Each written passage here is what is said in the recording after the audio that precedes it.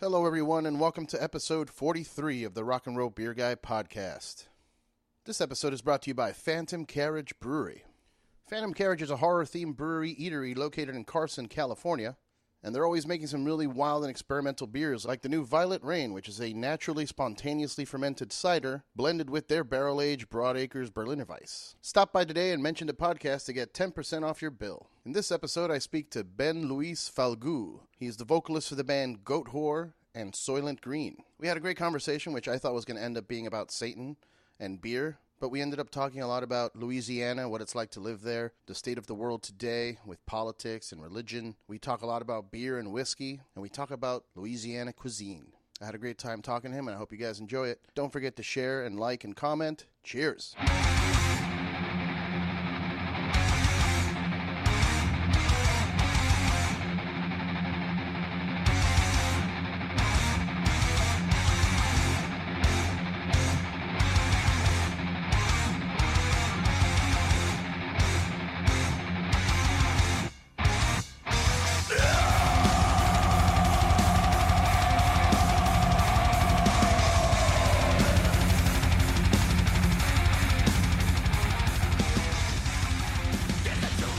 What'd you do? You just started sending hay out to a bunch of different Ben Falcons. Yo, is this you? No? All right, never mind.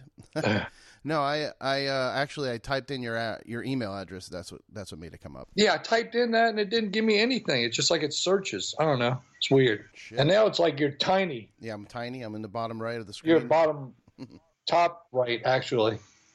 Oh, okay. I don't know how to. Let's see, when there. Don't. You don't want to see my face bigger. It's okay. I'm here with Ben Luis Falgoust. Falgoust. Am I? Yeah.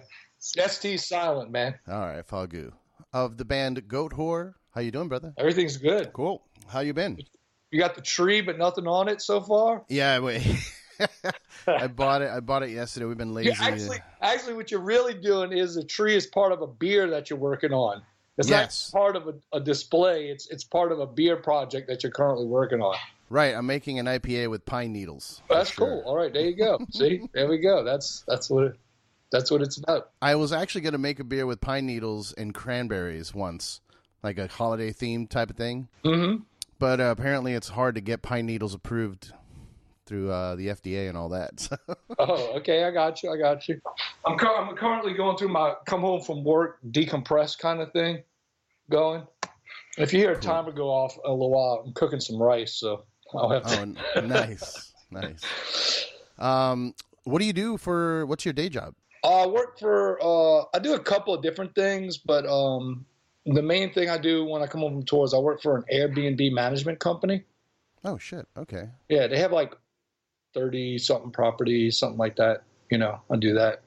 And I do sometimes just like office type stuff, but then sometimes it's going around like maintenance type stuff, checking things out of the properties, making sure things are in place. But I do random stuff when I come home. So it depends on, because there's slow times with Airbnb stuff, depending on where you're located at. And it's, I have a bunch of things I do different. Nice.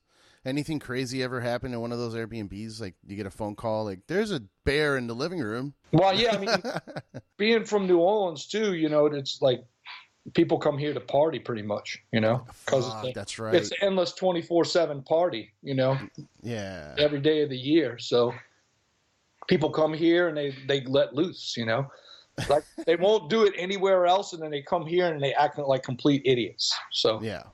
But it's like, it's just a given. So people get really drunk and they stay out till 5, 6, 7, 8, 9 in the morning. And they come back to the property and they forgot their key, but then they forgot the code to get in the lock box to get in the property. And so they'll tear the lock box off, or they'll rip the door hinge out or something, or the door handle out just to get in, so it happens, it's kind of like expected, I remember when I was working with it and it first started happening.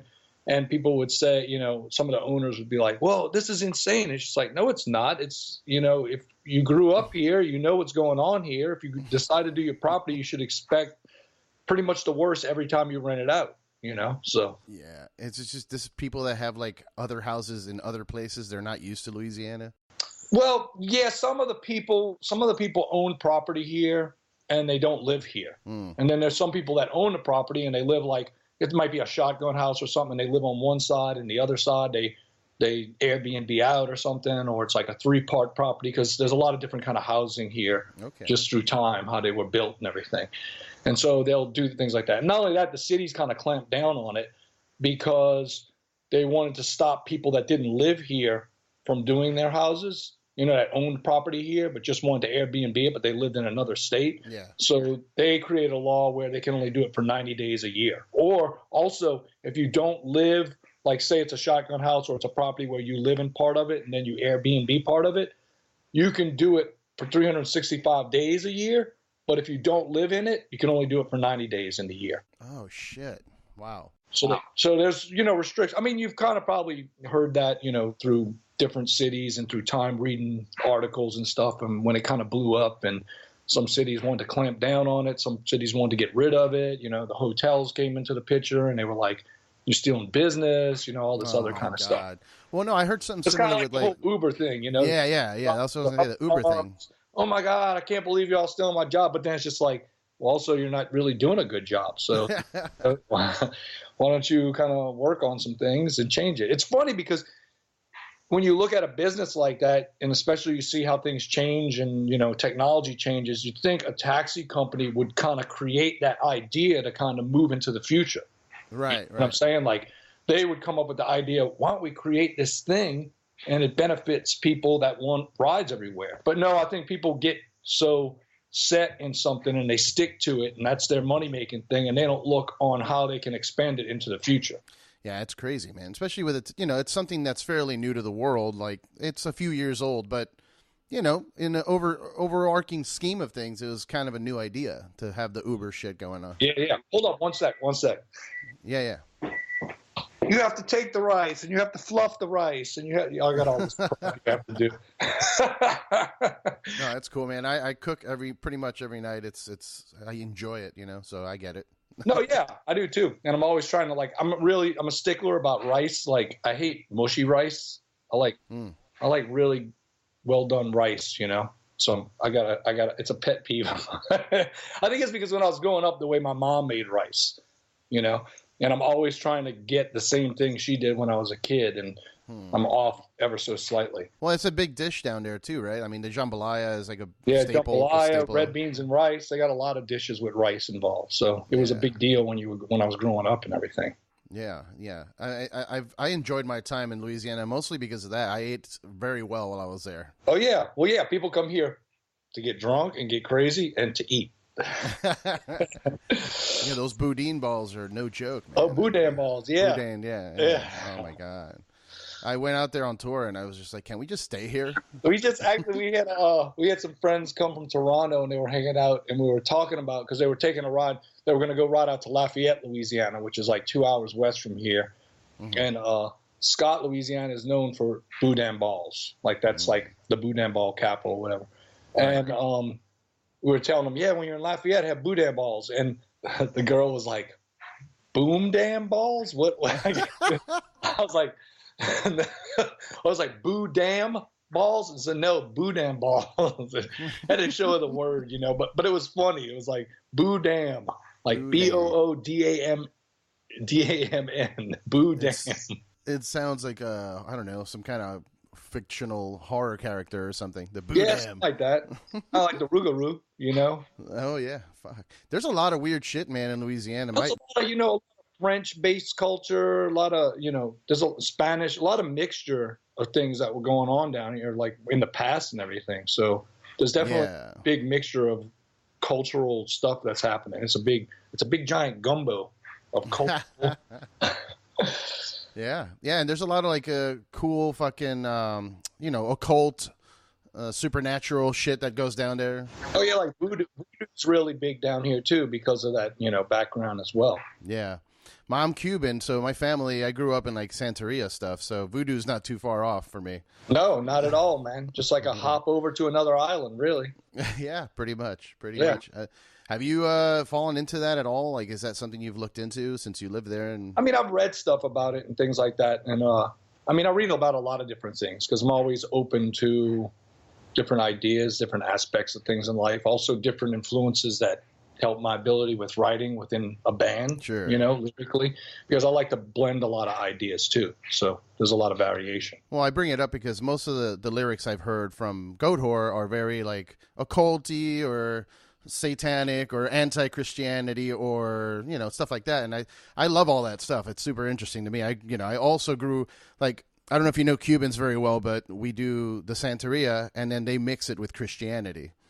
And it's like this big thing. And so I grew up in believing in all of that stuff until I, you know, got to reason and realized that it's all stories. So, well, the thing about it is it's great. I mean, every culture's got something unique too. You know, every culture has like its good and its evil aspects too. Like every type of religion, you know, Judaism, Christianity, everything has its side. Some of it's just a little bit more hidden. Yeah. And it's cool to kind of dig in and delve into those things and kind of surface it and read about it and get different ideas and kind of intertwine them all in a sense. I mean, if anything, I think a lot of it's intertwined in so many ways just because of time and because how man has brought in ideas and mixed them up and things like that. So yeah, like the telephone game, you know, it's something else completely different by the time it reaches the end of the chain.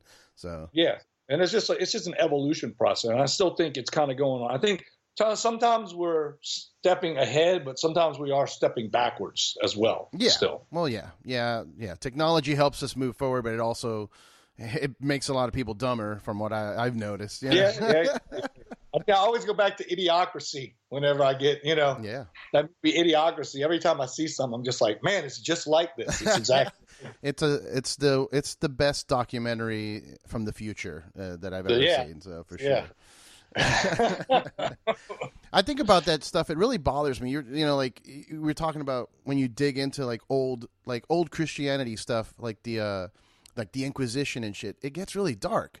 There's a lot of like murder and killing and burning of witches and torture devices and all kinds of crazy shit. You know what? It's kind of unique though. You bring that up because, especially in today's world, when like the power of the female is growing immensely. You know, like it's really coming to a peak. You know, after so many years, so many thousands and thousands of years.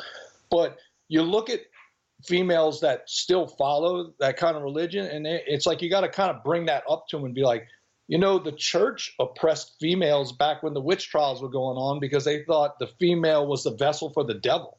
Right. Like the female was easily abducted by the devil, and he could come through the female source. So it's like the whole Inquisition was just basically like the oppression and the killing off of females. Yeah. You know? Yeah. And then they still want to hold on to this like religious idea. It's just like, wait a second. It's like, come on, you got to understand that the church wanted to like just bury y'all completely, you know, and blame you for everything. Yeah. Yeah. It's kind of like when you see, whenever I see a woman that's a Trump supporter, it just blows my mind. I'm like, well, what this guy is like, and not getting into politics, but just like, you know, he's very openly been like very, you know, what's the word I'm looking for? Just that's sexist, I guess. I'm trying to find the right word, but it's just sexist. Like the whole grab her by the pussy thing. Like, how could you still support that? You know, and it doesn't make any sense. No, I don't get into a lot of politics. And it's funny because, I mean, I don't really support him or anything.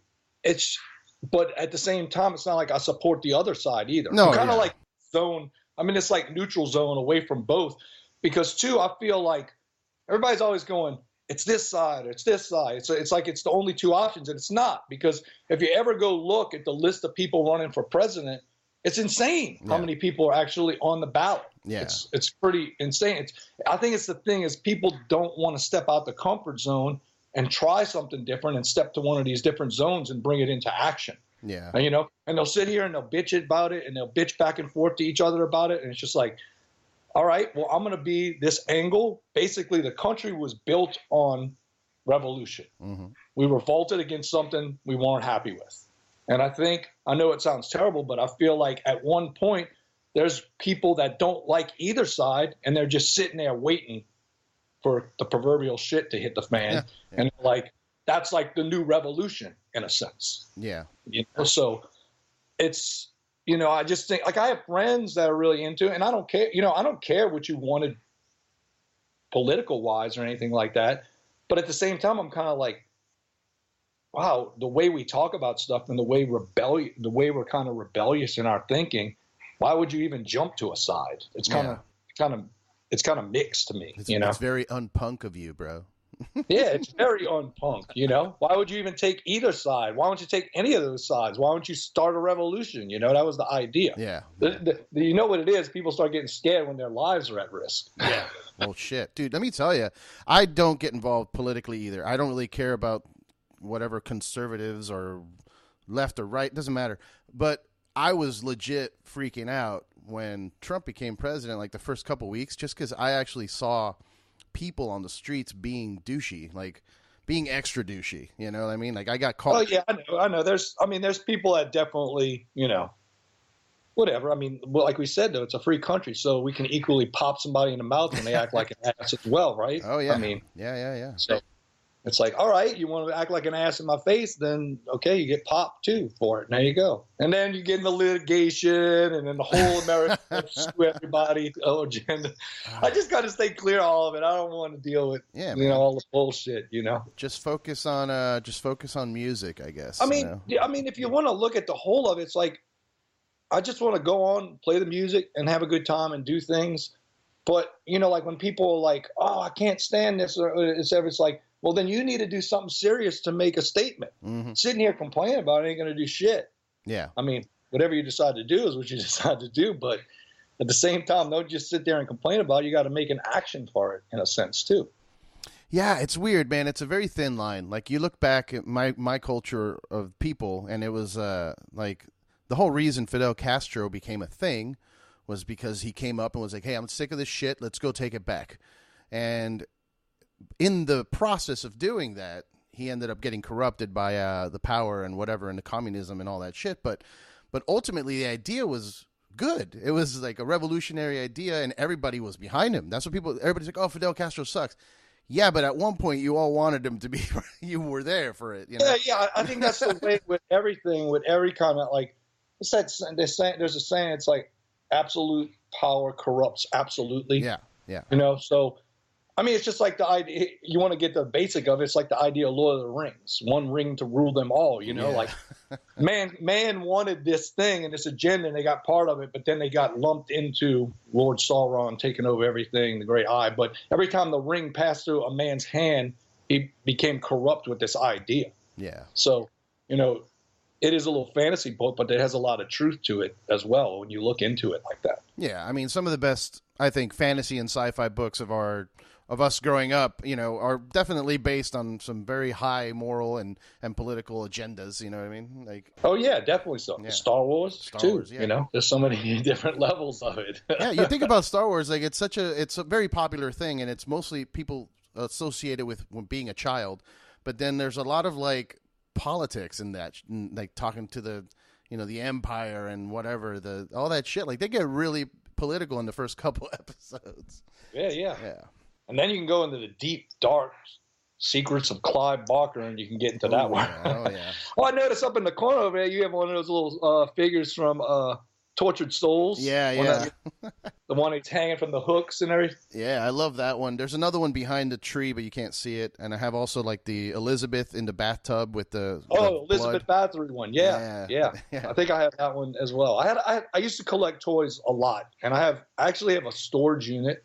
Oh. And it's full of records and toys. Nice. Because it was just everywhere, and I wanted to kind of organize things in my home and not be so cluttered. Mm-hmm. So I kind of put it somewhere for a while. Oh no, man! My place it's not as cluttered as it could be, but I'll tell you, I had shit everywhere. It was everywhere. I'm trying to adapt more of that Fight Club attitude where you don't let things own you. Yeah. You know. Yeah. So I'm going through this. It's definitely a good idea to get a storage place for those little items like that you like, but also keep your home kind of, bare bones, because the apocalypse is upon us. Well, not only that, here it's funny here. So I got a storage unit. It's on the third floor. Okay. Okay. And I mean, definitely it floods here a lot. So I'm like, and it's funny because the first floor is more expensive because it's more convenient. But I'm telling the lady, well, why would I want that? Because I don't want my shit to get flooded, you know? So I want the highest floor I can get, really. And she goes, but why do you want to go? I was like, because I don't want my shit ruined. And I want it kind of in the center of the building. That way, if the walls get torn on the outside, it's still safe in the center of the building. I thought it all out when I bought it there, you know? I mean, dude, you got to think of all the times you went to these record stores and toy stores and you look for stuff and you dug through, you know what I'm saying? It was like, that's part of the whole thing of collecting too, was finding these things. And so it's like, it's got this purpose and this value to you. At one point, too, it might not even be worth any money anymore, but it had a value because it was a point of your life when you were growing up, and it was something you were doing with friends or something you were just doing as a hobby. Yeah.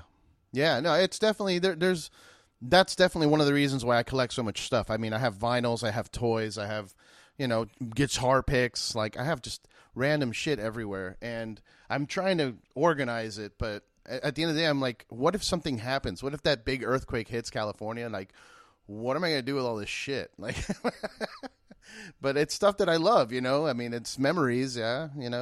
Yeah. Well, if that earthquake hits, I think that'll be the last thing you're thinking about is the first thing I'm thinking about right now is like, I need to get a gun soon in case it does happen. I have something to protect me and get me going with the family, Maybe a blow up raft possibly too. Yeah.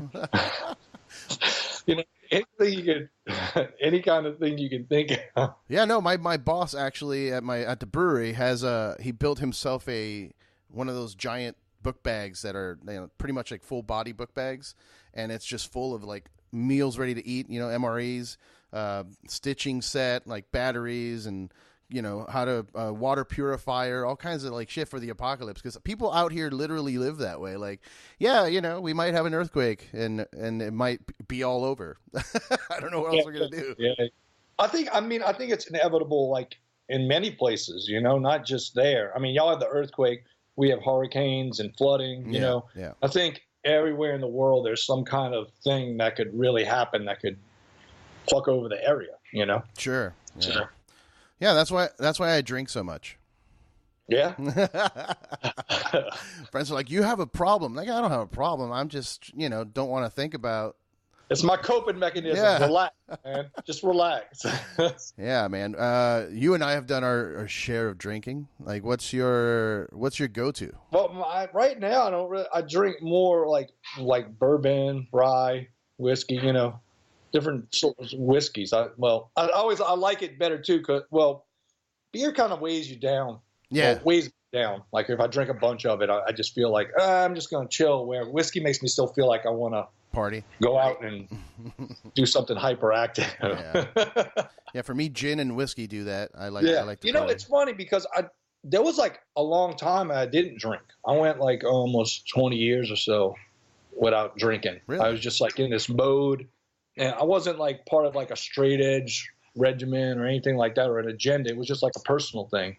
And I was focused on things with the bands and getting things done because I had Soul and Green going, I had Goatwhore going, and that was just something I was focused on, And then also I feel like now that I'm a little older, I control it better. Like I know when I get to that little point and I kind of pull back on it. Yeah. And so I know, and if I want to go overboard, I'll just let it go.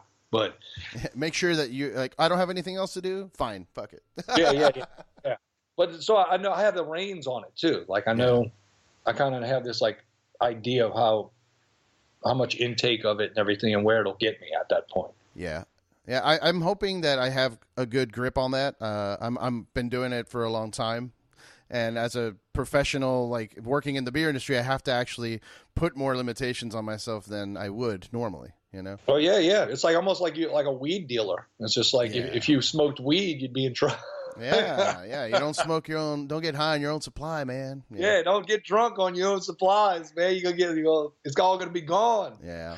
Thing is, I feel like I need to maintain a level of tolerance too, because some nights like I'll have like Ozfest, that I know is gonna be a day where we're gonna drink all day, and by the definitely. There's certain things you prepare for in a sense, and what's going to go down with it. So yeah, pretty much anytime I hang out with Adam from Killswitch Engage, like we drink a lot, And I would like I have to start limiting it. Like, all right, I'm gonna stop right now. We're gonna go eat and drink water, and then we'll keep going. But like otherwise, you just won't make it. But you see, that's good though. You know your points, and then you're filling it in with something to kind of keep the cycle moving. Yeah. You need that water and food break. It's mandatory when you're drinking. You need to kind of break it in, or just I don't know, like a water between every drink. Yeah. You know, that was another thing. Yeah, that one's good. I like to try and keep that one going, but sometimes it's 2 drinks and then a water. Like and then it gets 4 drinks and a water. 6 drinks and a water. Oh man, so when you drink whiskey and bourbon, like what's your favorite go-to like brand right now? Like what do you have on your fridge? I really like Bullet bourbon. Yeah, that's my kind of thing right now. Yeah, I dig it. It's affordable. I don't know. There's something about there's something in it. That's the flavor that I like, you know. But I shift things, you know. I like, you know. Of course, I like Jack Daniels for a while. And then I like Crown. Then I like Crown Rye.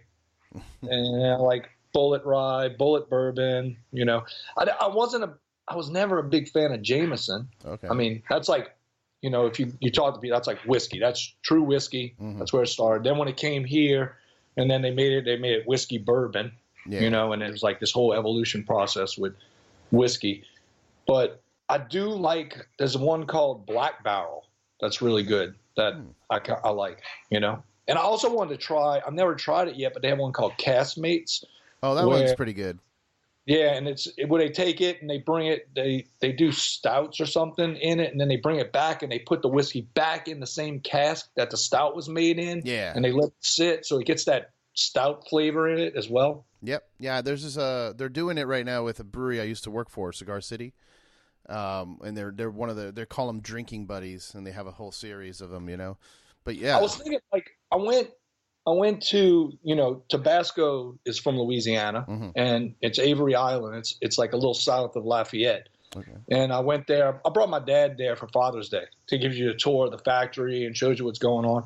Well, they do the pepper mash in these barrels, these casks, you know. Oh shit! And I was thinking afterwards, I was like, damn, I wonder what it'd be like if they took the casks and then gave them to a whiskey company and let them sit the whiskey in it for a while, and it had that little hot bite to it, you know, instead of adding like a hot sauce to it. It's in the barrel that was housing the peppers, you know, the mashed peppers. Yeah, that's a good idea. I mean, it sounds like something that probably already they tried, because it just somebody probably tried it already. I mean, it's not like I came up with this plan. It's like no one thought of this. No, but it should be like a big deal, right? Like I would expect to see like Jack Daniels Tabasco bottles or whatever. You know what I mean? Like Tabasco aged Jack. Maybe Daniels. They could come to terms on the split of the money. You know? Yeah. Yeah, I mean, it's big business, man. It'll always be big business too. That's one of the reasons I got into it. I feel like there's always money in alcohol. Well, this is crazy because I'm not like, since I did drink beer a good bit when I was like way younger, and I remember, I mean, there wasn't like now. There's so many more options. There's so many breweries. There's so many people doing it. Yeah. When I was younger, you know, you had the basics. You had the Budweiser, Bud Light, Miller Lite. Yeah. You know, you just had all the and there were these like small microbreweries popping up. Like I remember, I was visiting a friend out in California. I think it was Palo Alto. Well, he lived in San Jose.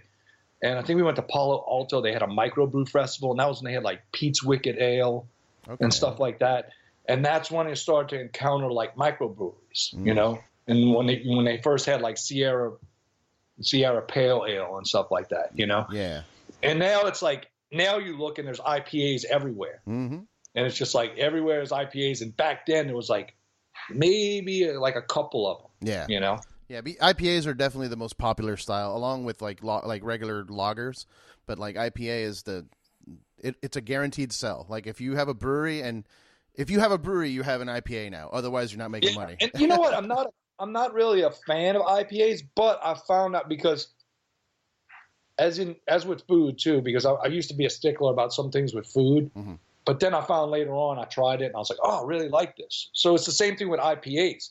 A lot of them don't taste necessarily like an IPA. They have a little bit different flavor to them. So I never just completely write it off. I take a taste of it first before I decide to write it off. I hear you. Yeah. You know, because every beer is different in its own way. Yeah. The way they approached it, the way, you know, it's unfolds. I was telling you, at Ozfest, you know, we went to Arizona Wilderness. Yeah. You know, and they had an IPA. It didn't have that. There's something about, there's a bitter bite I'm not really into, you know, and it didn't really have that. So there are variations, which is cool. And like I said, I tried it. So I like to make sure I don't just write something off just for the hell of it, because there are so many variations with it. Yeah. There's so many different hops, and each hop is different. You know, that's why I like beer more than I like wine. And I started with wine. Like for me, my alcohol obsession started with wine and then became beer. And but there's just so many more varieties. Like there's only a limited number of grapes you can get, you know, for wine, for winemaking. But there's so many different hops. Like you said, you go from bitter.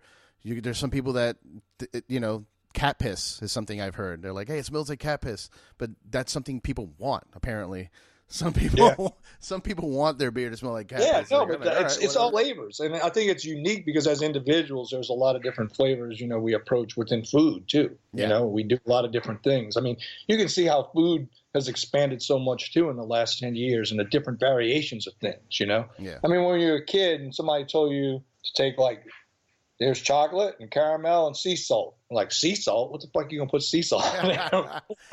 You know, like when we were younger. But now you understand it because of what it does when you eat it together and how it opens up the flavor for it, you know? So there's all these different things that have kind of evolved and kind of stepped up with food as well. So it's the same thing with beers also. Yeah, and it's a lot of you know, people messing with experimenting with different things too, like different yeast strains and different like additional things like strawberries, or if they want to put almonds or whatever. And if it's a stout, you know, they'll put almonds and vanilla and cinnamon, and it's just a basic. It is culinary basically, you know. Yeah, I mean, I'm just like, when I do drink beer, I usually like a darker based beer.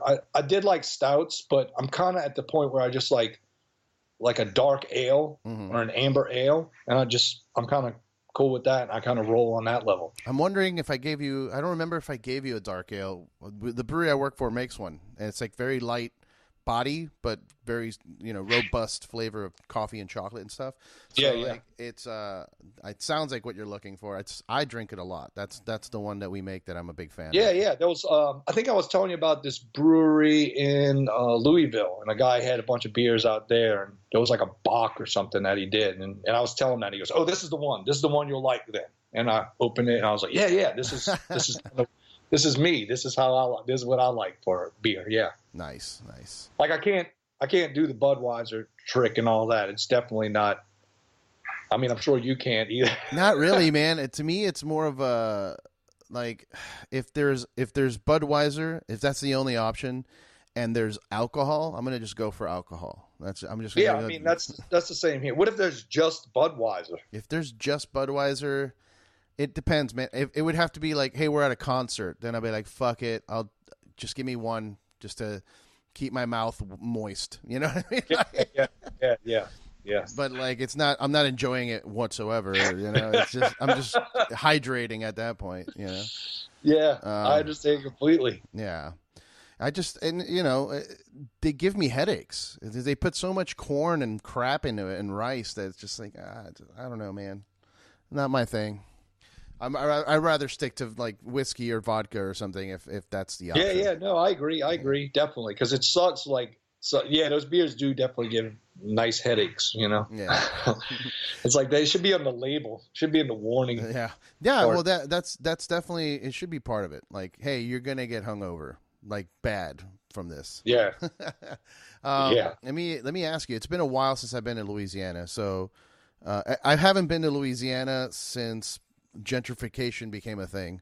So are there like spots in Louisiana now for like tourists / hipsters where like jambalaya is like $30 or something? Like it's something that, you know, you could get for cheap, but like, you know, like out here in LA, ramen joints are charging you $12 for fucking ramen, which was my like poor person food. Popular. You know what though, we've always had, like, in the French Quarter there was always tourist trap restaurants. You know, it wasn't really that good, but they had it, and it was a little pricey. Okay. So I mean, that's always been there. But the gentrification thing is definitely happening. Like, the eastern side of the French Quarter as you leave the French Quarter and go that way towards the Ninth Ward, basically an area that got hit during the storm. Okay. And so a lot of the properties were cheap and people bought them and they built restaurants. So they started redoing the housing and it's getting to be more expensive there. You know, it's like the Marigny, the Bywater, Tremé, all those kind of areas. And they're getting more uppity per se, you know, in certain little spots. And they got food places there and the prices are a little high and they're building more and more stuff there. They're building more streetcar tracks leading over to there now as well. Oh, shit. You know, so I don't know. I think sometimes it's good, but sometimes it's bad too. But it's a catch-22. Yeah. You know what I'm saying? You're kind of caught in this fine line of things. Well, yeah, I mean, like, I enjoy nice things, obviously, but at the same time, if I go to Louisiana, I want, like, an underground fucking place to eat. Like, I don't want the tourist trap. I want, like, the real shit. No, of course. You know what I mean? Yeah. And it's hard when you don't. Well, actually, I think now is be a hell of a lot easier because of all the apps and the things you can kind of suss it out. But I would say I'd say a great majority of the things in the French Quarter are really not the places to go. It's everything else out within the city, and you scatter around. You know, like for po' boys, you go to Parkway Bakery, and that's like way the hell out of the French Quarter. It's not even by it. You know. Yeah. Or you know, you want fried chicken, you go to Willie Mae's Scotch House. You know, stuff like that. There's different little places you go to that are unique to the city, and they're small. Like you go there, and there's a line to get in. You know what I'm saying? Because it's small, and it's in this little crazy neighborhood on the corner somewhere, but the food is really good. I'm gonna write all this shit down. Like when I'm doing the editing, I'm gonna write down these restaurants. So I definitely got to go back to Louisiana. It's been a while, man. Yeah. I have a good friend that lives out there too, Brooks. He's a performer, does like stage performances, like comedy and singing and singing and dance numbers. Yeah. So that's like a big deal down there, and I definitely want to take a trip. It's been a while. No, you really need to kind of if I'm in town, I'll definitely show you some of those places. Yeah, you know, if you want fried seafood, go here. If you want po' boys, go here. If you try fried chicken, go here. If you want to try alligator, go here. Oh, let's take a 2-hour drive out here to go eat at this place. You know, there's a lot of, if you got time and you're willing to take the time, there's a lot of cool stuff to go do. Yeah, I want to see some of the crazy, like, witchcraft places. I know there's like witches that are buried there and, stuff like that. Like last time I was there, I swear to God, I saw a zombie walking down the street in the alley.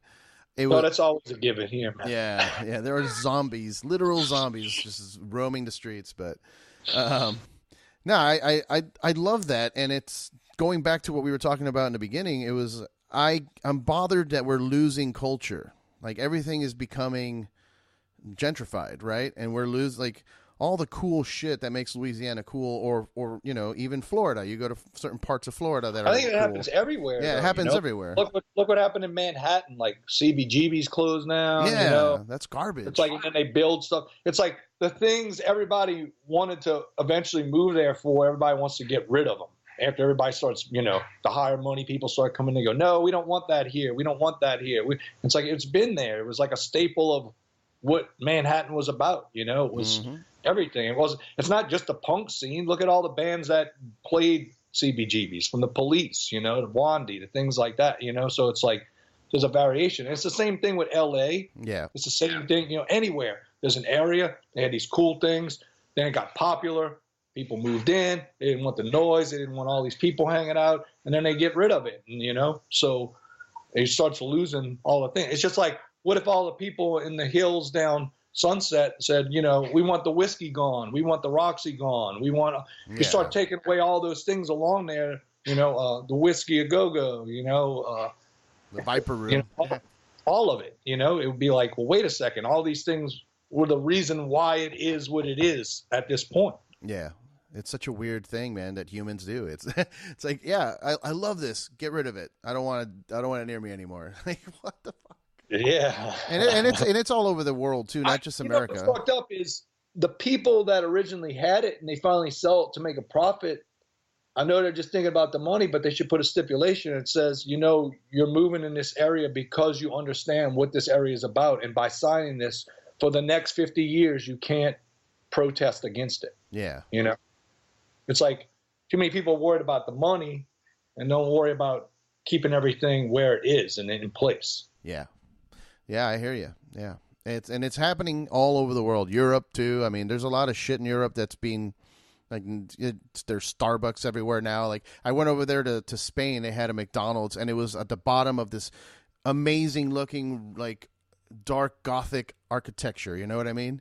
And then on the bottom, it's McDonald's. I'm like, this is bullshit. Like, what the fuck? What just happened here? Like, come on, man. Like, it's just, we need to have something. We need to have culture. Then there needs to be something to look back on or to appreciate. Otherwise, we're all it's gonna happen, the singularity, and we're all gonna be the same fucking thing, you know, down the road. And that's not that exciting. I'm sorry. Like, it's cool. No, it's not. But it's not exciting. What's cool too, in like the last 20 years or so, like how all these different, how, like what I'm saying with food, how it's evolved because so many more people are opening up to different cultures, foods, and then people are like crossing over with them. Yeah. They're crossing over this flavor and combining it and making something new. Yeah. You know, and that's awesome as well. You know, it introduces something new, but it's bringing stuff from other cultures as well into the mix. Yeah, and I appreciate that. That's a cool thing. But I also feel like let's say you get Cuban food and whatever Chinese food and mix it. The new version is cool, but there still needs to be a Cuban place, and there needs to be a Chinese. They do. Yes, you know I agree. Like the originals need to stay behind too, because otherwise you lose it, you know. And now we're stuck with the new thing. Trust me, I agree about that. Like keeping definitely original stuff needs to, because you always want to go back to the original too. There's nothing like the original, you know. Hell yeah. Yes, there's this evolution and everything, and that goes with everything. That goes with music, with you know, across the board. It's like every now and then you want to go back to that original kind of thing. You don't want it completely gone. Yeah. Well, that's why I appreciate what you guys are doing with Goatwhore. I mean, it's kind of like an old school metal, you know, that it reminds me of what metal should be. You know what I mean?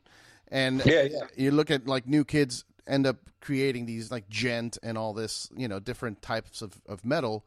Those are cool too, but I want to be able to still come back and listen to some fucking old school thrash metal, but also still have it be new, you know, not have to go back to the old thrash metal. Like, I don't have to listen to Motorhead for the millionth time. I could listen to new Goatwhore music, and it still gives me that same vibe and feeling and, you know, rock and roll and shit, you know? Yeah, it's just something, you know, it was those things we grew up on. I mean, I guess we might have evolved them a little bit, but not so much to where it's blown out and it's a total different thing at this point.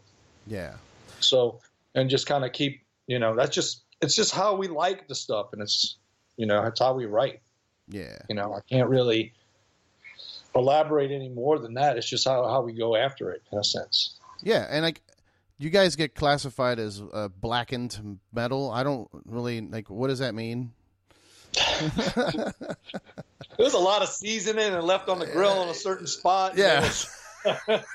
It's seared on both sides, this music. Yeah. So well, you know what? It's even like when people do that and like they, you know, explain it like that, everybody's got their own opinion on how something sounds. So it's like, it's also like now, like I appreciate people that do reviews of records, but I think nowadays it's kind of irrelevant because everybody's opinion and idea of how something is different. Yeah.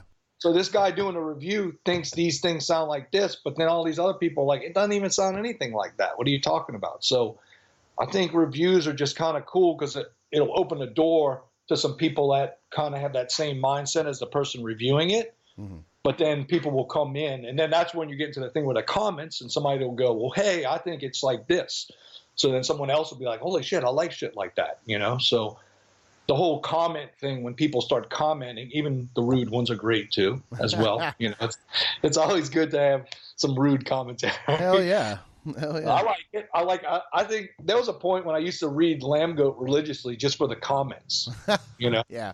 I didn't even care about the article. I didn't know what the article was. I clicked on it and I went straight to the comments, and I would just scroll through the comments and read it and find the most rudest ones and laugh about it and just see what they were going back and forth about. So hell yeah. It was like it was kind of like Curb Your Enthusiasm internet in a sense. Yeah, it's social assassination, right? And they're just out there trying to be like the craziest they can be, and it's cool. Yeah. It helps you. It helps you grow, man. And it does. Like, even if you're supposed to have that mentality of like, don't listen to what people think, do your own thing. But I want to hear what people think, and then maybe I can fuck with them some more. Yeah.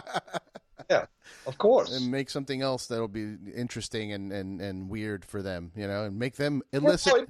We all take it different ways, Some people can't take criticism. Some people really want criticism. Some people want to utilize it in a way to get back at somebody. Some people want to utilize it in a way to evolve themselves. So everyone has their different take on how they approach it and go into it. Yeah, I try to keep it balanced. I like taking it and making it energy, but I also sometimes I have my limits. I think we all do. I think it depends on the day, though, too. Yeah. I think it all has to do with the day. Like sometimes you come home and it's just like, I don't feel like this right now. But sometimes you come home and I'm like, I'm ready for this. Who wants to bring it?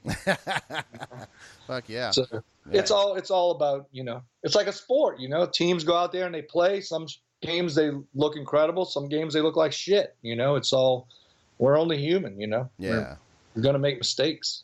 We do things for sure, man. I wanted to ask you, you wear gauntlets on stage, right? What are they called? Yeah. Do you call them gauntlets, or what do you? Yeah. Like, what's the story behind that? Like, because I know like a lot of Swedish bands use it. It's part of their culture for that music. Were you trying like what's it mean to you? It's a basic. It's like besides it looks really fucking cool. Yeah, it does. Besides like just being part of like us as a band, it's stuff we grew up on. Judas Priest, Celtic Frost, Bathory, Venom. All those bands. I mean, Halford came out with all that stuff, and that was the thing. That was like the imprint, and so it's just like the legacy, keeping the legacy on and keeping it moving forward. When people see it that have never heard of like earlier metal, they're like, I don't know what to think, if it's stupid or it looks really cool. But then you present to them these bands and they go back and they're like, oh, I see how this kind of unfolds. So it also brings people back to the older stuff that they're not familiar with as well. Hell yeah. And you see it a lot more now. There's a lot of younger bands coming out that are kind of taking that idea and they're bringing it out, and putting it out there. Yeah. And it's really cool. So it's kind of keeping the banner going and keeping everything going. That's awesome, man. Yeah, like we watched 1349 together, and those are good friends of yours. But they have a thing. Like, if the wrong person walks in while they're performing, they'll be like, what the fuck is this? What is happening? Because they're wearing makeup. The dude's got the cloak on and shit. But for me, I was so stoked. I was just like, holy shit, this is amazing. Like, I grew up on this stuff, and it's here in front of me, Yeah. It's awesome, dude. Yeah. No, we toured with those guys a bunch of times, man. A good bit of times. And they're really cool guys, man. I mean, we toured with we did a bunch of things with them. And we created this relationship, and it's pretty crazy, Yeah, that's awesome. I mean, you told me that something happened with you guys at Ozfest, and you were... Oh, yeah. We actually... So 1349, us and Tombs were doing shows to get out to Ozfest, Knotfest weekend. Like, we were playing Knotfest. 1349 was playing Ozfest. Mm-hmm. And Tombs was playing, too, Ozfest. And so we were like, well, let's do some shows together to get out there. Well, when we were about to split for the first show with 1349's Tunes, we had a transmission issue. Oh, yeah, and so we missed the show in Memphis. But 1349 was traveling in a bandwagon, and they said, well, what if we went out of the way on the way to Austin and we picked y'all up? Because it was like a Sunday, so we couldn't get any kind of check up on the transmission to see what would be wrong, see, how long it would take to fix, if it needed to be fixed. And so we were like, yeah, let's do it, because we can miss all of this, which basically was a good idea, because that Monday morning when they picked us up in New Orleans in the bandwagon, and then we just left for Austin, I brought the van in to get it checked. Well, I didn't hear back until Tuesday, and it was a torque converter. It's in the front part. It's in the bell part of the transmission. And luckily it wasn't the entire transmission. It was just a torque converter. but it didn't get fixed until almost Friday. So we would have missed all those shows and probably just got to Knotfest. Yeah. You know what I'm saying? We had a deadhead all the way to Knotfest from here and then deadhead back home. So it was cool that they, you know, they were like, we're gonna leave after the show's done in Memphis. We're gonna come down there, pick you up at like 7 or 8 in the morning, and we'll just head to Austin. And that's what we did. And so we both kind of were on the bandwagon together. That's awesome. That's really cool of them. Yeah, so it was really cool, man. It worked out really well. That's awesome. And you guys make money on you're at the point where you're definitely making money off these shows now, because a lot of bands don't. But I feel like you guys are definitely. I mean, the bandwagon does cost a little more, and even with us and 1349 splitting it, it does put like, I mean, we own our own van and trailer, so doing the bandwagon, even though we're splitting it with 1349, is still a luxury. It's still above the budget. Yeah. So but yeah, everything goes good with the money overall. You know, I mean, I work a job when I'm at home, so it's not like I make enough where I can just, I'm taking the rest of the year off. Fuck off. You know? It's not like that, dude. Yeah. There are bands like that, you know, bands like Lamb of God or bands like Slipknot, you know, Killswitch Engage, things like that, you know, where they do pretty good financially, you know, and they can focus just solely on the music in general, you know. And I'm not saying anything against it. That's great. I'm glad they got that. I mean, I remember, you know, Goatwhore played with Killswitch Engage when they first started in Boston. We were on tour with Immolation, and they opened the show. Wow. That's the craziest shit. And I got the disc. I think I can't remember. I think it was Alive or Breathing. Was that the very first thing they ever did or something like that? They had like a self-titled thing, in the beginning. It was a demo disc or whatever, and I listened to it. I got it because sometimes most of the time I do take discs and I just listen to it to see, and I'm just like, oh, this is just not good. I'm just, you know, or I'll listen to it and I'm like, actually this is pretty good. Well, I got that disc from them and I listened to it, and I think, do you know Gordon Conrad? He works for Season of the Mist. He worked for Relapse Records. I think I told him something, like we were at something, and I said that band is gonna get big. And he's like, you think so? And I said, yeah, there's something. I said, I listened to that disc, and there's something about him, and I swear it's gonna go off. But it was weird because then Jesse left. Yeah. After they put out that first Roadrunner Records CD. He left like a little bit after that, but it still boosted up. But then he came back, you know. Yeah, it's such a weird scenario for them. Like I know Adam really well. We're really good friends, and we were talking about that shit where Jesse was my favorite vocalist out of the two that they had. I thought Jesse had a better voice for the band. Howard still had a great voice. It's just I thought it fit somewhere else. But however. And that's a popular opinion. However, Howard made them the most money they ever made. Like Howard was the one that took them to the next level, you know? Yeah. No, it is. It's weird. Yeah. It's weird how it all works, you know? Yeah. But, you know, it's one of those things. Like they still have to do stuff. They're not just dicking around after tour, but no, they're probably not on like the Slipknot tier. No, yeah, Slipknot. I mean, like he can go venture off, and I'm going to become a painter now because I don't have to worry about it. I can buy an island. Yeah, I can buy an island. Like that's got to be awesome, I guess. Buy an island. Yeah, you know, it's got to be great to reach that level. I wouldn't be dicking around if I had that money. I'd still be doing shit, man. Doesn't Adam do like studio stuff too? Like yeah. He records bands. I mean, it's cool because he's got the band. He does the band, but he also still involved in music within, you know, something like that. Yeah. Like, I would love to be able to come home from tour and not necessarily have to do like Airbnb crap, you know? Yeah. Well, you know, I worked for a frame shop for a long time too. That was really cool though. I did that for like almost 20 years. Like it was pictures and mirrors. We did a lot of work for like hotels and casinos. Nice. And it was just, I would cut up like long strips of molding, cut it up to the sizes, put them all together. I would have to do like 5,000 frames. Jesus. You know, we were doing all these like hotels and stuff like that. But I really liked it. It got me into like woodworking a lot, like putting things together. And it's funny because after I did it for so long, you know, miter saw, angles, I got really good with angles. And it's funny when new people came in, you were showing them and they were putting it together. I'm thinking in my head, this isn't that hard. It's just a 45 degree, you know. But it is. It's like it became second nature. Like it was nothing. I was just going through. And then like there were certain moldings that were thicker So you couldn't cut it exactly 45. You had to cock it ever so slightly, like maybe an eighth of an inch or a 16th of an inch, so the ends would meet and it would be a perfect square, a perfect rectangle, whatever, like the corners would be perfect. Yeah. So you kind of learn this art with it, depending on the type of wood, how wide the wood was, and all this other stuff that kind of played a role. So you kind of get used to it. But outside of that, going back to like the Adam thing, it's like, it's cool that he has this other thing, but it's still involving with music, know? So he's got the band and then he goes to this other thing and it's still music, but it's not necessarily doing the band, but it's still involved with something he really enjoys. Yeah. And it's something that's helping his skill too. Like, working with other bands obviously influences a person, and also just being, productive with a production, if that's redundant, but whatever. Yeah, like sitting there recording bands makes you better when it's time for you to record your band. You know what I mean? That's what I was trying to say. No, definitely. Yeah, definitely. No, there's different. Like when I talk about that, like money, there's definitely different tiers. Like you say, like Goatwhore, and then you can go up to another little level.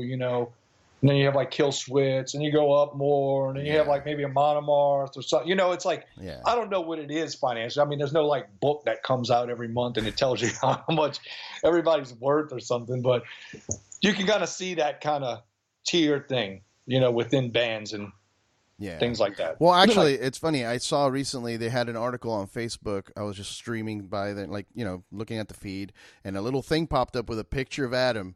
And it said, "You wouldn't believe how much he's worth."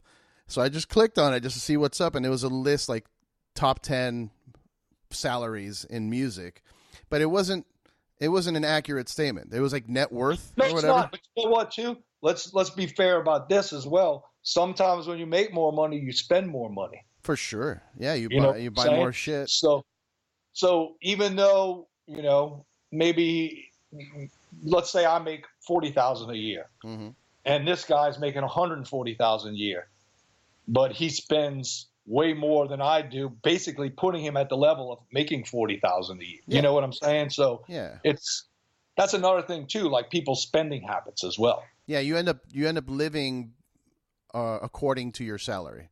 Yeah, because you get comfortable. Like, it's happened to me, man. I've gone from being homeless to living in a shitty apartment to living in a trailer to now where I have a really nice apartment in Los Angeles, in Long Beach, and I'm still broke because now I have this apartment, but now I have extra bills, and I have, now I'm like, maybe I put this frame on the wall, make the place look like a little nicer. You know what I mean? So I could live my life pinching every penny, but I think I'd be miserable. You're busting your ass, and I'm working 12 hours, 14 hours a day.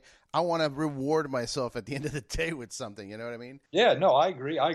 I mean, I think too, as I get a little older, the things I want or need, I don't know. Yeah. They're not as abundant, I feel like I did a lot of cool things, and I feel like I bought things. So there's really minimal things. Like I was talking to somebody recently about cars and vehicles, and like, if I had this money, I would get this, or I would get this. Was it Josh Barnett? Because he talks about cars a lot. I would never discuss that with Josh because his mind is so immense with vehicles. It's like, it makes me feel like I'm like, I have this pickup truck that's lifted. That's all I got. Yeah, he's got a lot of things, but I mean, he's got his intelligence with it is fucking amazing, across the board with all that.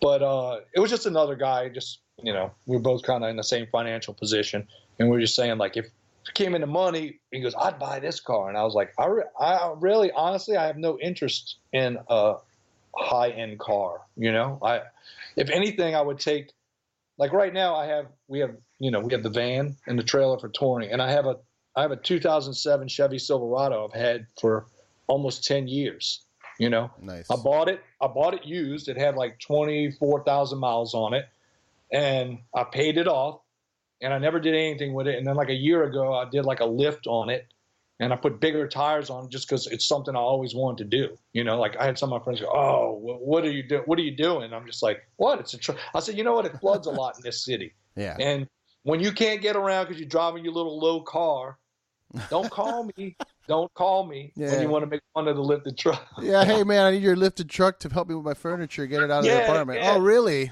Tell me more. Really? Yeah. So I have that, and I'm pretty like stoked about it. You know, like it's got like, I don't know, it's got like 112,000 miles or 115. I can't even remember, but and it runs fine. It looks good. You know, I mean, it looks in good condition. Everything on it's in good condition. So I'm just like, I don't really need anything else. And I feel like if I had money, I'd just be like, well, what other modifications I can do to that truck to make it more of what, you know, like how much higher can I lift it? How much bigger tires can I put on it? You know, things like that, which isn't even a lot. You know, I feel like there would be other things. Like, I think my biggest thing is traveling. Like I tour, but even as a band with touring, you know, there's a lot you don't get to see because it's just like city, you know, night after night. You're just in and out, in and out, in and out. Every now and then you have a little time and you get to go see something. So even when you go to Europe, you get to a town, you might see a few things, and you're out. You're out. Yeah. So you build up all these things of like, wow, I need to go here. I need to come back here. I need to come back to this place. So I just feel like it's almost like I'd get an RV that I would have when I'm at home to live in. So you can travel. And I would travel, and then when I left the country, I would park it somewhere, and I'd just go travel anywhere else, you know, in the world. Yeah. Because that's kind of what I would want to do. That's an awesome plan. I'd love to do that. Yeah. Yeah, I think it'd be awesome to be able to do that. So it's always me looking at places to go, you know, like where would be cool to go next? Where would this be interesting to go to? You know, even if it's somewhere in the United States, because even within the United States, people don't realize how much shit there is out there that they have not seen. Yeah. You know, in the middle of like Colorado, in the middle of fucking California, in the middle of nowhere, you know?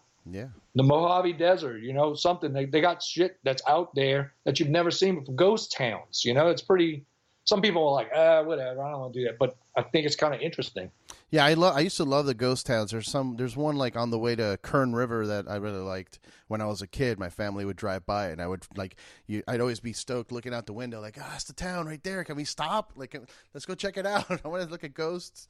But yeah, there's so much shit, man. Like Louisiana has a ton of stuff that you can get into, like outside of just the touristy stuff, like going to, you know, Rue Bourbon or, you know, like you know, going to the strip clubs and stuff. Like, but go look that's like, I feel that way about the West. The West has so much stuff, like starting from where the West starts in the United States, going all the way west. There's so many different things to see, you know, even driving through like from northern Arizona into Utah into Monument Valley. It's like epic, you know, it's like you have natural wonders that are pretty fucking awesome. And a lot of people never get to see them. Yeah. I've been to Denver a bunch of times, but I recently went to, I don't even remember the name. Maybe I can look it up. But there's a small town in Colorado that I went to that had a brewery called Casey Brewing, and we had to drive like 2 hours out of town in Denver, and it was out in the mountains, dude. And it was just luscious green Glenwood Springs. Oh yeah, I know what you're talking about. Exactly. Yeah, dude, fucking amazing. And it was so worth the drive out there. And then the brewery is like in the middle of the mountains, and you're just hanging out drinking this sour beer, and it's fantastic. Yeah, they have a lot of things like that out there. It's really fucking cool, man. There's actually two it's the southwestern corner of Colorado. There's this, it's called Mesa Verde. And you ever saw those like the cliff dwellings? Mm-hmm. It's like cities built underneath the cliffs. And and that's what it is. It's like if you were standing there, you wouldn't be able to see them. And you go down into underneath where the cliffs hang over, and it's just cities built. And it's insane. It's immense. And, you know, there's things like that you stumble upon. You're like, holy shit, you know, like what, 20 years ago or 30 years ago when you were just using maps, you were, you know, now you can just look things up and say, what's in this area? And it's like, bing, bing, bing, bing, all these things pop up. But when I was growing up too, every summer we took a 2-week vacation in a van. My parents had this, like, back then they were called custom vans. And it was just like a van, and it had a sofa in the back, and you would pull it down, and it would be like a bed, and it had 2 captain chairs, and then 2 front seats, and it had this little TV in the back. And that's what we do. Nice. And that's how I kind of learned how to read maps too, because my dad was like part of AAA, and he'd get these little trip things, and it was a little map, and it showed the route to this destination and that destination. And we would travel all over the U.S., like, and just stop places. Like, I remember we went to the World's Fair in Vancouver one year. So we drove all the way from New Orleans to Vancouver, but stopped on things on the way there, took a different route home, and stopped on things on the way back for 2 weeks. And so when I got to touring, it was like that was there. I knew about the maps and how to read things like that and get to where I needed to get. I think that definitely had something to do with you getting into that lifestyle too, man. Like growing up that way, you are pursuing wanting to see more of the world, wanting to see, and travel, and that's awesome. Yeah. I think that's something parents need to teach their kids nowadays, because a lot of kids being born in this world right now are not traveling at all. They're at home with the parents. Everybody's at home doing Netflix and chill. Nobody's fucking going anywhere. Yeah, no, they aren't. What? There's sometimes too I'll get home and I'm just like, all right, I'm putting my phone away for like an hour or 2 hours. I just put it away. Like, it was funny because I have a bunch of text messages, people were calling or something, and they're like, where have you been? I was like, I just kind of put my phone away for a while. Was it that crucial? Was there a death? Was there? Well, no, but I'm like, because now everybody expects you to respond, to answer immediately, And it's just like, sometimes I just don't want to respond immediately. I'm just like, I'm doing my thing, I'm not throwing away my situation or whatever I'm involved with at the time just to give you a response like a thumbs up or whatever the hell you're looking for. I mean, I don't even have Facebook, so I don't have, there's a lot of things I don't really do social media wise, just because I'm like, there's other things I want to do. I want to enjoy life. I want to enjoy what's going on. Yep. No, I agree. I mean, it's important when you're in a band to have a band account, but you don't have to have a personal one, There has to be a band one to promote and all that shit. Yeah, but, I understand. Cool. I understand all that. That's perfectly fine, but I don't need all the... You don't need it for yourself, right? I don't need it for my... And then when we play shows, it's not like we hide in a backstage area anywhere. We're always hanging out and we're talking to people, so we don't have this like thing where it's just like, oh, these guys are assholes because they never... And it's just like, Goatwhore guys are always out. They're standing around the bar. They're drinking. They're doing this, and... You're not...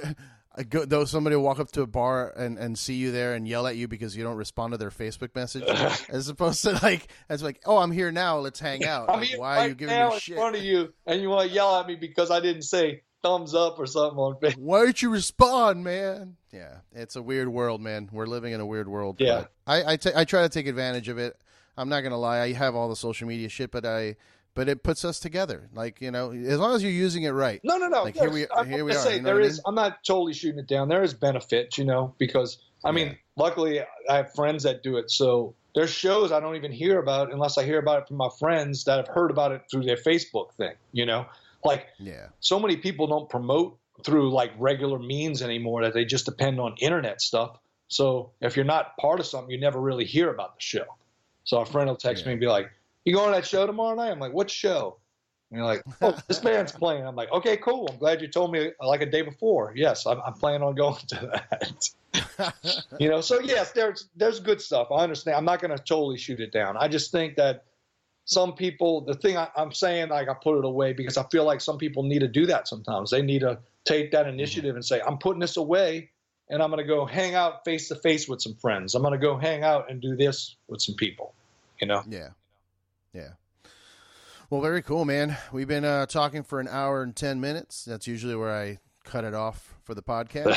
So, I really appreciate you, talking to me and stuff. I can't wait to hang again. Yeah. It's always fun hanging around you, dude. That's one of the things that, when I first met you, you were like one of the nicest dudes and one of the chillest dudes that I'd met. So I was stoked to see you again at Ozfest this year and now to connect. So yeah, hopefully I'll see you sometime soon. I mean, Goatwhore just released an album, this year. Yeah, in June we put that out, and we did a pretty good bit of touring in the U.S. for it. We got last weekend we finished up. We had a few shows in Mississippi. We had a show in Mississippi and a show in Louisiana, in Houma, Louisiana, and it was in Hattiesburg, Mississippi. And we also played a benefit show for a skate park that Sunday after those shows in New Orleans at this little tiny bar. It was like last minute. Like, we jumped on it and we played the show because Zach and TA live out of town and they were flying out Monday. And the guy said, well, y'all play this show, and we jumped on it. And it was really cool because it's a little bitty place and you're set up on the floor and people were all jammed in there and it was all last minute word. And those shows are pretty much usually pretty damn fun. So that kind of tied up everything for this year. And then next year, we do the cruise, the 70K cruise, and then we're going to Europe and doing a tour with Sepultura, Obscura, and Fit for an Autopsy. So We're Nice. definitely trying to focus, kind of get out in North America a bit and focus outside of it. And then, we're talking about doing a possible headline run and get some really cool bands involved next year sometime. Very cool. Very cool. So anybody listening, just look up, Goatwhore NOLA or Goatwhore, right? Yeah, goatwhore.net. We have a website, but it doesn't have. It's mostly got a lot of links to everything else on it. It's like it's Facebook. Easy. Instead of telling everybody, oh, we have this Facebook page, we have this Twitter account, you can just go to goatwhore.net, and there's a link for the Facebook page, a link for the Twitter account, a link for this, a link for that, a link for that, a link for this. So, nice. So you just go to goatwhore.net, and then you can go off from there and just take all the little paths, the journeys. Awesome. Yeah. Pick up Vengeful Ascension. That's the latest record. Came out June 23rd on Metal Blade Records. Again, dude, thanks for talking to me. No problem, awesome. Man. Thank you for the time. I appreciate it. I appreciate your flexibility and your patience too, because yeah, no worries. I get it. Sometimes the touring and then coming home and going into work, like right now I feel awesome because I needed that little, like, because sometimes I come home and I go straight into work and I still, like, I need this, like, decompression time. And sometimes it doesn't happen because it's like I go from this to this. Yeah. But I think because of, like, the holiday had just passed and how everything was, and I actually, like, forced myself this weekend to sit down and watch, like, Stranger Things 2. Nice. And because it was, like, some series I hadn't watched in a while, and I was like, I need to catch up on some of this shit, man. And I'm not a binge watcher. I don't like to sit and watch the entire thing in one sitting. Yeah. I actually I watch an episode and be like, all right, next episode tomorrow night. All right. It gives you something to look forward to, right? Yeah. So I kind of force it so I don't just blow through the whole thing. And so I think between, like, this past weekend, and then letting all the maniacs be out at the mall and everything for the Black Friday weekend, and just kind of staying in and doing things around here. And then when I went back into work today, I was like, I feel like I'm ready, And so next week I'll be like, I need to get back on the road. God damn it. But no, it's good. I got to have that little, I call it decompression time. It's like I got out of the road, I got out of the van, and now I'm back here. So it's a little different. And I need that little shift to kind of happen. Yeah. And that kind of happened. So and then last night I started watching this series it's a Netflix series called Godless. It's a Western series. Okay. So it's about, I'm not going to say anything because I want people to kind of delve into it. It's pretty interesting though, the idea behind it. And I think it's only like 7 episodes, but the episodes I think they're like a little over an hour. But I like really good Westerns. I've always been a fan of Westerns and like really good Westerns. So did you watch Westworld? Yes, I did. I like it, but it's not like I like really gritty, dirty Western stuff. Okay. Okay. Like you ever saw that movie Ravenous? Yeah. It's an old one. I don't know if I should call it a Western, but it's based in the West, and it's about like cannibalism and stuff like that. It's pretty fucking crazy, actually. It's a really good movie. Yeah. It's an older movie, but I think I like that thing, like Deadwood. I really enjoyed that. Deadwood's good, yeah. Because I like the idea of how the West was, and it was like there was no law, there was no structure. Everything was still kind of open, where the rest of the United States was put into place and everything was in order. And then basically people went west to kind of branch out, grow civilization, and then just run the fucking gambit, And when you watch like things like Deadwood and other Westerns that are involved like that, you kind of see that structure and how things work. I mean, I really want to live in like Montana. That's kind of like. That's where you want to live? Yeah. I want to live like outside of Missoula, Montana or something like that. Like I'm really I'm into that kind of open area kind of terrain thing. I mean, I know it's not like the Wild West back then or, things like that, but still the idea. The idea. Right. Yeah, I mean, it's a different kind. It's a simpler living. Yeah. You don't have to worry so much about the city and like I've lived my whole life in big cities, and it's kind of I'm used to it, but I'd love to spend some time out in like the mountains in Virginia or some shit. Yeah. Like just go hide somewhere because I was born in New Jersey, which is it's New Jersey. It's a giant city. Then I moved to Florida, Miami. I lived in Miami forever, and then now I live in LA. It's like, I want to go move somewhere. You know, like, what's funny about New Jersey is, for the longest time, you just go up the turnpike, up and down the turnpike, you know, and you don't realize that if you just, once you left New York City, if you just keep going west, once you pass like all those interstate structures going into New York City, all of a sudden it becomes green and mountainy.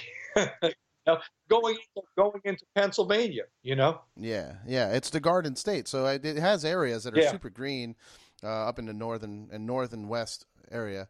I mean, we would drive out. That's another thing I liked about Jersey is you could just drive out to Pennsylvania. It's an hour and a half, 2 hours, you know? Yeah. I know you have like the Poconos there and everything. Yeah. I mean, dude, I had to, when I was a kid, me and my little sister got lost in the Pocono Mountains when we were on vacation. So there's a lot of like old stuff. History there? Yeah, a lot of history, family history. Nice.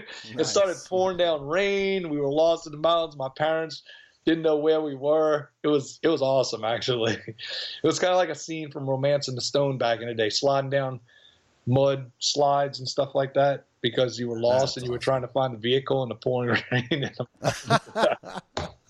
That's awesome, though, man. Those are some good memories. Yeah. I mean, we were young. I think I was like 13 years old or something. I don't even fucking, remember the full age or anything. But it was, I mean, my parents would tell me how old I was. They'd be like, yeah, it was this old. Because they were really fucking pissed off when we finally found the vehicle.